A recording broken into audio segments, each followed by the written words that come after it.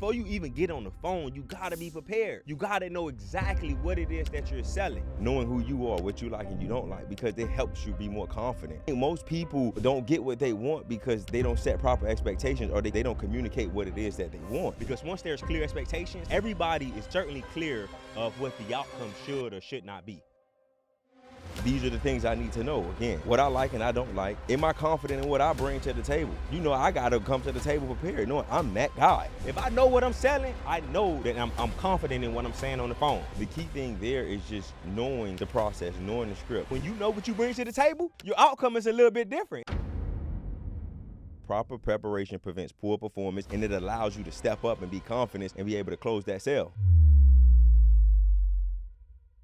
Welcome to another edition of the Expose and Expand podcast show. I'm the man with the plan, Jeremy Mathis. I'm Joshua. I'm going to give you the game, Mathis, and welcome to another edition of the Expose and Expand podcast show, where we expose you to the ideas, the strategies, the struggles, the failures, the people, and the experiences that have gotten us from zero to millions. The outcome of today's show is simple. We're going to help you guys understand our sales process. And once you understand our sales process, you're going to understand sales. You're going to understand why you need a sales process in your business. Before we implemented the sales process in our business, we were stuck. We had inconsistent revenue. But once we implemented the sales process, our revenue went from inconsistent to predictable and consistent. Another reason why we were able to get predictable revenue outside with the sales process is because we were able to go in and figure out at what point we had problems within the process. Because before we had a process, we were just winging it. We would get on the phone, wing it. Our sales guys would get on the phone and wing it, and we had no process to follow. And today, we're going to help you understand our process in detail. And we're going to have a little fun today because we're going to show you our process, but then we're going to give you a dating analogy to really help you understand our process. So before we get into our process, we wanted to help you guys understand our focus, right? Before our sales focus. So we have a process and then we have a sales focus. Our focus and what we coach all of our team members on and what we've come to know to be true is that when we are doing sales, we want to focus on two things. Number one, we want to make a friend. And then number two, we want to solve problems. Every time we get on the phone or our team gets on the phone, we understand on the sales call, we need to focus on that. We need to focus on making a friend, and we need to focus on solving a problem.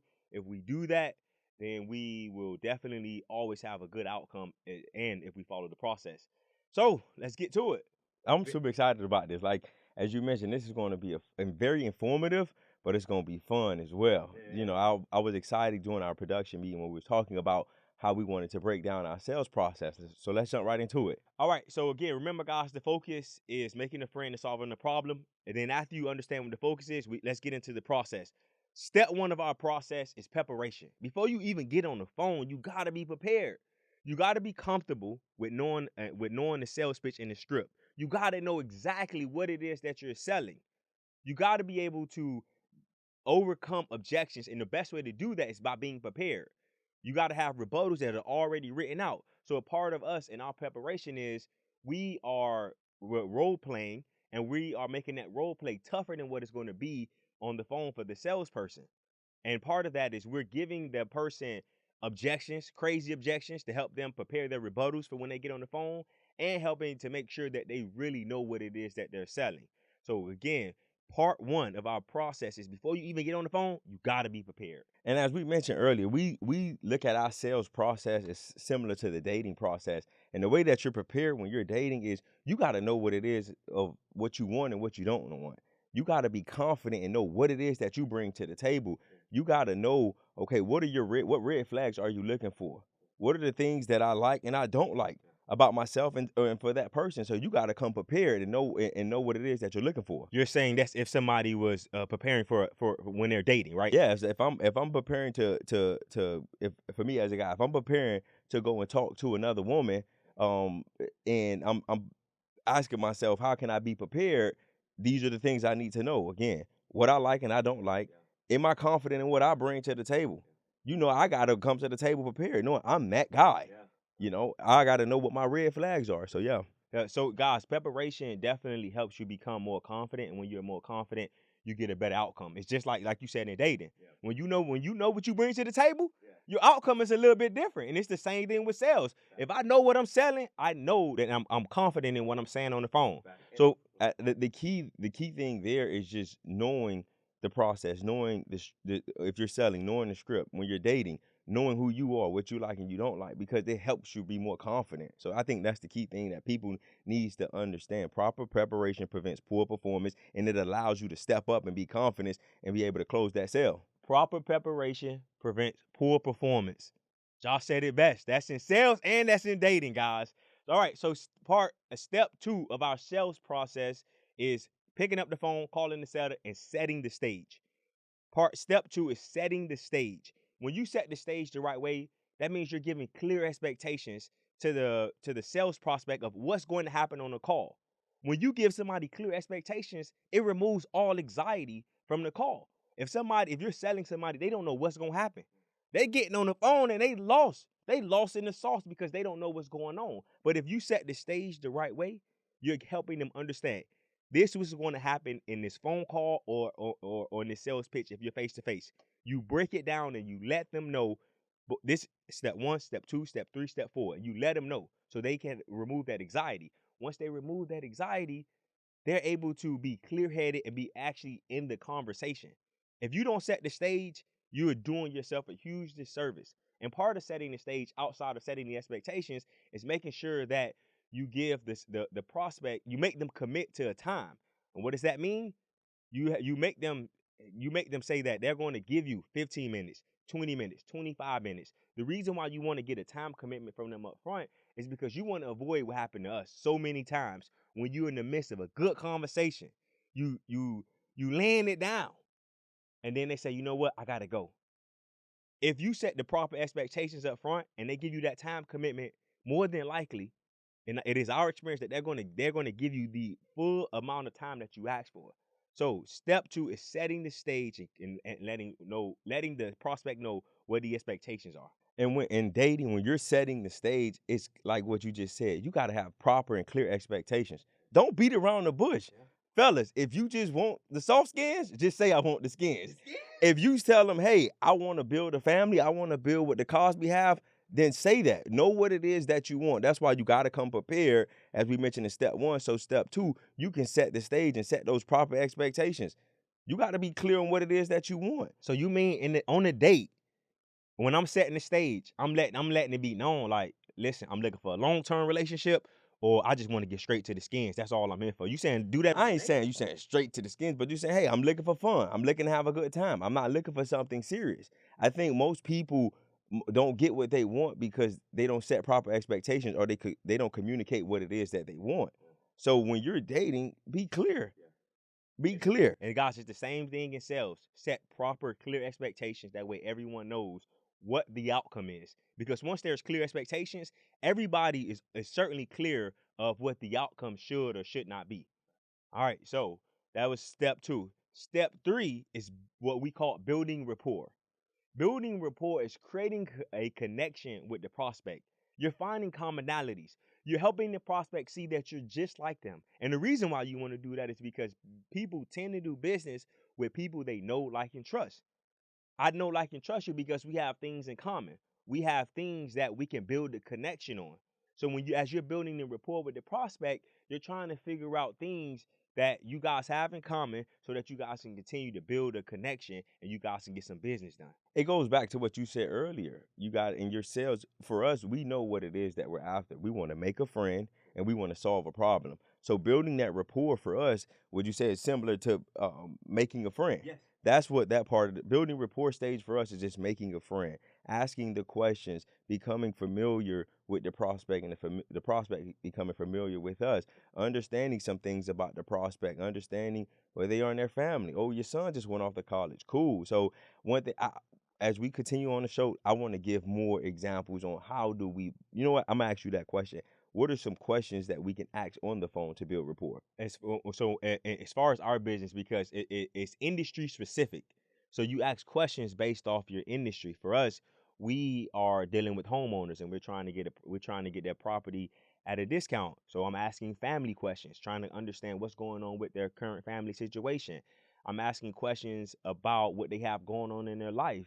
Like, hey, I see you live close to a horse ranch. Do you ever visit that horse ranch? Or do you ever visit this? So just trying to understand exactly what's going on in the prospect's life, and especially with family and things like that. That's what I would say for us in our industry, what I tend to focus on and what we train our guys to focus on. So building rapport and dating, how do we do that? It's that honeymoon phase. Yeah. I'm trying to find out what her favorite color is, what her favorite food is, what your favorite restaurant is, what you like to do, what you don't like to do. You know, I want these building rapport is when you gonna get that good morning text from me. You gonna get them late nights. You go to sleep first.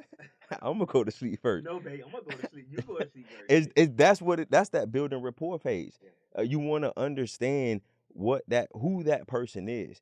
You want to also understand how they were raised. So those are the things that help you get a better understanding of who that person is that you're looking to get into a relationship with. I like how you use that analogy of the honeymoon phase, because we know you've been in a relationship. That honeymoon phase, well, that thing, it really feel like a honeymoon. It feel like it's God sent, and that's the same way you want the prospect to feel on the phone as you're building rapport. You want it to feel like that honeymoon phase. You want it to feel like, man, this is a great connection that we have, because you build better connection with the prospect if you, quote unquote, help them feel like it's in that honeymoon phase. A part of building rapport in sales and in dating is knowing how to ask the right questions. I think that's super, super important, because you got to know how to ask the right questions in order to get the desired result that you want, or the desired answer that you want. So it's important in that phase that you're asking all the right questions. Mr. Game bringing it today, guys. Mr. Game is bringing it today. He making me a proud big brother, man.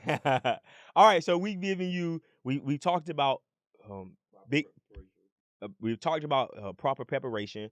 We talked about setting the stage. We talked about building rapport. Now we're going to talk about what we believe is the most important part of the sales process, which is step 4, and that is motivation/pain. What that is you want to figure out what problem you need to solve. We just talked about building rapport is making a friend, and our focus was making a friend and solving a problem. Step 4 is figuring out what is the problem. What is causing the prospect pain? What's motivating them to want to make a change in their life, to stop doing things differently than what they've been doing before? So in this part of the sales process, in the motivation and pain part of the process, you're asking questions to understand what problem I need to solve.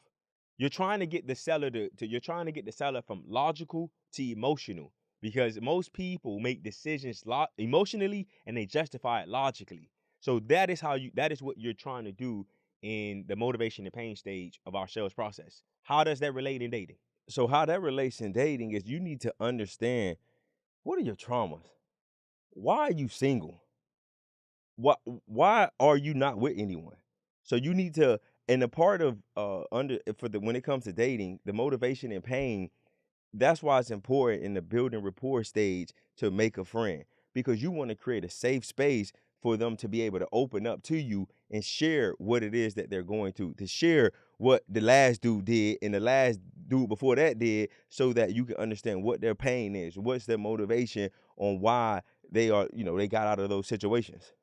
Look at that, boy. You really bringing it today. You're absolutely right. And I agree with all of that, because in order for somebody to really share with you and to be vulnerable, which you need in the motivation and pain stage, you got to build strong rapport so that they can feel connected and they can feel open, so that you can, like you said, i.e., go deep into the trauma, into the pain that they're having. In dating, people have pain and trauma, and they have issues as to why they're single.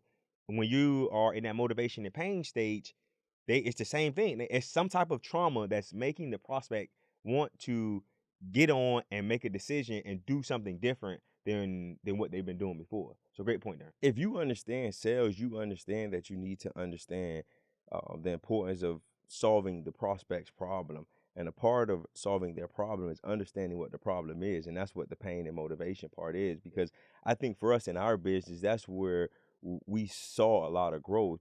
You mentioned earlier, we didn't have a sales process, but once we implemented a sales process, things got better for us. But once we learned how to ask the right questions on the phone, once we learned how to really get the pain point and the motivation out of from the seller, that's when we started to do more deals and make more money. But part of being able to do deals and make more money was us instituting the sales process. Because when you have a sales process, you know if every sales call is almost the same. And when it's almost the same, when you have that sales process, if somebody didn't get the desired outcome that they wanted in our sales call, we're able to break down each step of the process to see what could be improved in that part of the process to help them get better on the phone. And that's one thing I love about having a sales process is you don't have to focus primarily on the entire call. You just focus on certain things or certain key areas that your sales team or you, if you're doing the sales, can get better on. And that was one thing that helped us start to create consistent, predictable revenue. And then the same thing in dating or when you're in a relationship with somebody, you need to understand the other person's pain and their trauma because you need to know what you're walking into. Yeah. You need to understand, like, her daddy wasn't around, so she may have daddy issues. Or from a female perspective, you need to understand that his daddy wasn't around. He can have daddy issues as well, and he may need more nurturing from you. So these are important questions, and this is an important part of the most important part of the sales process, and the most important part of dating is understanding what the prospects or that person that you're trying to get in a relationship, what is their motivation and what are their pain. I'm really enjoying this episode because I think you primarily, I want to give you kudos. You're doing a great job of helping people understand. You're doing a good job, my boy. That goes back to step one. It's preparing. We had our production meeting. We made these notes and we came prepared, So, and I really thought about it. And this was something that I was pondering on last night and this morning I want people to understand how similar sales is to dating because it's essentially the same thing. Yeah, it's definitely the same thing.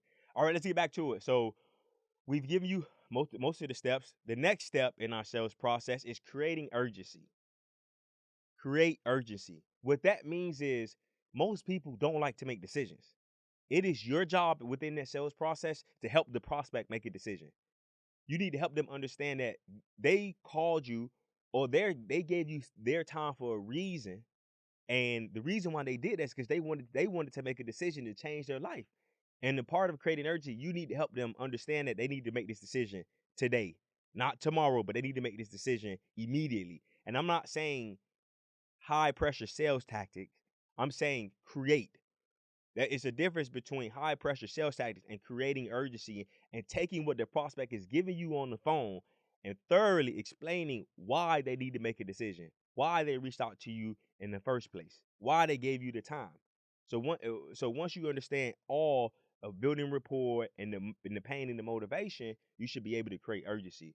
At this part in the sales process, you should have done a good enough job helping the customer understand why you are the best person to solve their problem. And so a part of you doing that, it allows you to create that urgency so that you can get a faster result.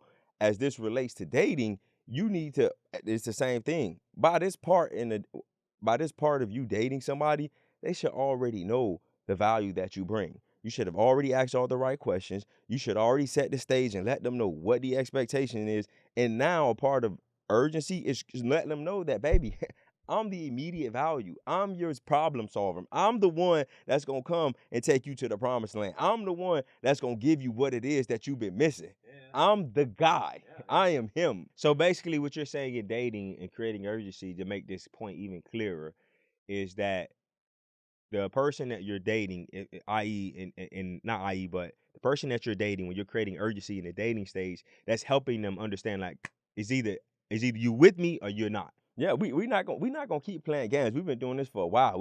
Same thing on the phone. We've been on the phone for 30 minutes. That's if I'm on a sales call. When it's dating, it'll probably at this point you're a few weeks into it. So now it's like, yo, what we doing? You gonna take this next step with me or you don't want to? It's your loss, baby. If you don't take advantage, it's your loss because I've done enough to this point to show you that I'm the guy. I am him. Yeah. Himothy in the flesh. All right, so the last part of our sales process is the close. When in the close, you got to ask for the sale. That's all it is. You have to ask for the sale. You should have done a good enough job, and the prospect should clearly, I'm sorry, I missed the point. Sorry, so sorry. let me take a step back. Even before you close, you got to go through the deal killers. Sorry about that, guys. You got to go through the deal killers, right? So before you get to the close, after urgency is deal killers. My apologies about that. In the deal killer stage, you need to figure out what are the potential problems or who are the potential influencers that can stop you from getting the business with the prospect. In our business, a deal killer, again, remember, we are a real estate investment firm. We're trying to buy houses at a discount. Some of the deal killers could be the spouse. One spouse wanting to sell, the other spouse doesn't want to sell.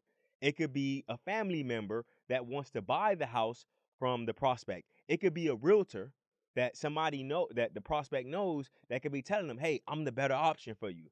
When you're going through the deal killer stage, you need to uncover anything that could potentially kill that deal and have that deal go south. What is that like in dating? Even before we talk about dating, I want to, because you did a great job of breaking down some deal killers. Other deal killers don't have to be people. It could be things. You could for us, it could be a mortgage on the property that's higher than what we need to buy the property at. It could be a lien on the property. It could be an IRS lien that they don't have the money to pay. So, guys, deal killers is not just people, it's also things that are out of your control. And it's the same thing in dating. Some deal killers for dating is their family. Their family may not like you. Other deal killers is their religion.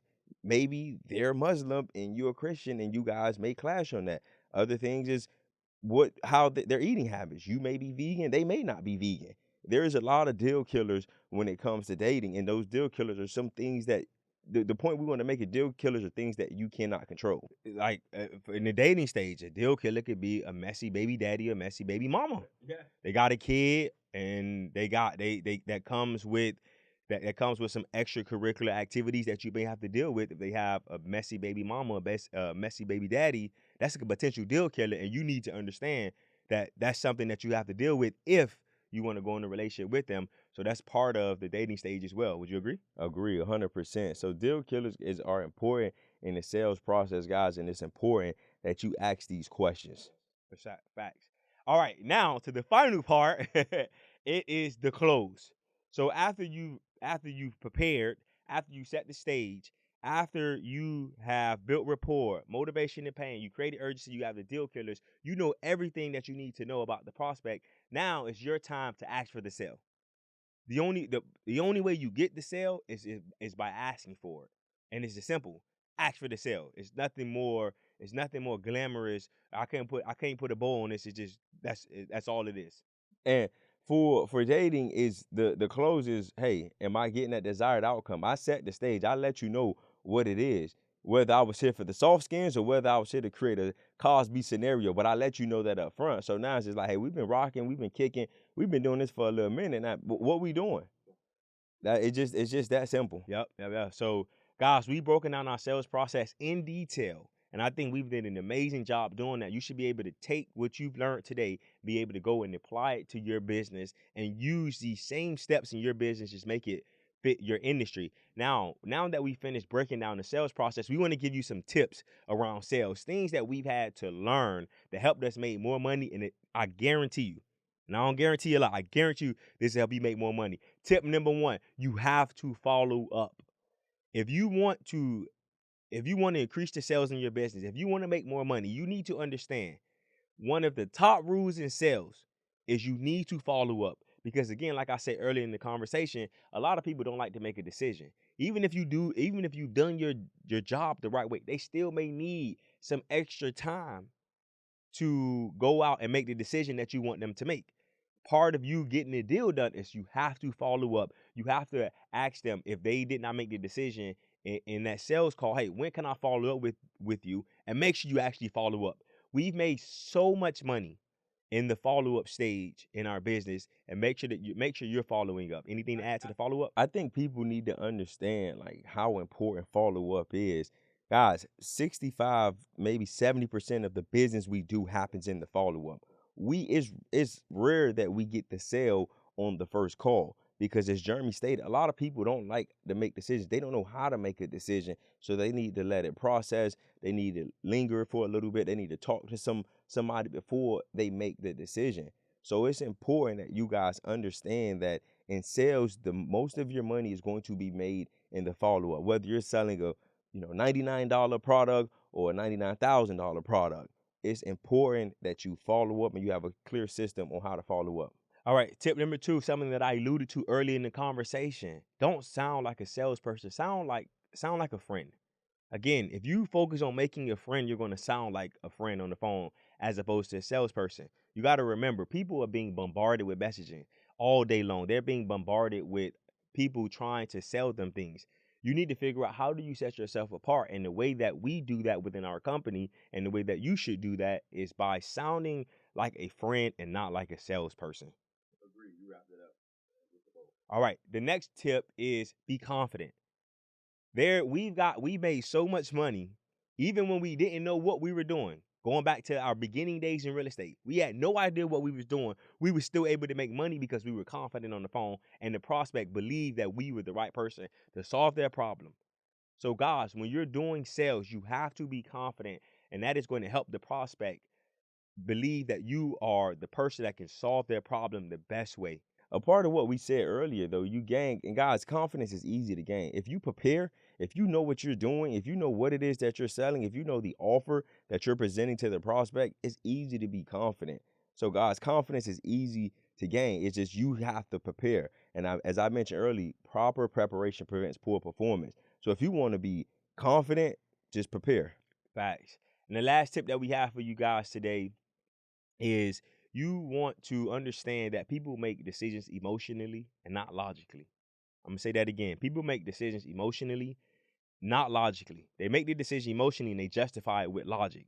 So it's your job to make sure that you're getting the prospect to an emotional state on the phone to help them give you the desired outcome, which is giving you the sales.